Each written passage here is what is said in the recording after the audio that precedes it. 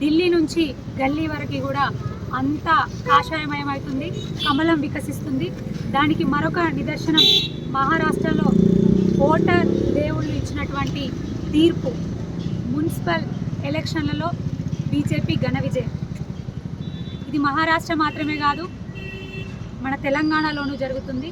అందున మన జగిత్యాల నియోజకవర్గంలో రానున్న మున్సిపల్ ఎలక్షన్లలో రాయికల్ మున్సిపాలిటీ కానివ్వండి, జగిత్యాల మున్సిపాలిటీ కానివ్వండి, ఖచ్చితంగా పురా పాలికల మీద కాషాయ జెండా ఎగిరి తీరుతుంది.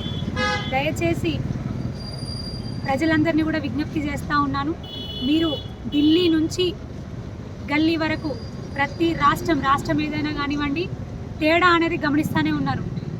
ప్రజలు ఇచ్చినటువంటి తీర్పును గమనిస్తూనే ఉన్నారు, చూస్తూనే ఉన్నారు. ఎలక్షన్ ఏదైనా కానివ్వండి, అసెంబ్లీ ఎలక్షన్ కానివ్వండి, పార్లమెంట్ ఎలక్షన్ కానివ్వండి, మున్సిపల్ ఎలక్షన్లు కానివ్వండి, ప్రతి చోట కాషాయ జెండా రెపరెపలాడుతుంది, కమలం వికసిస్తుంది.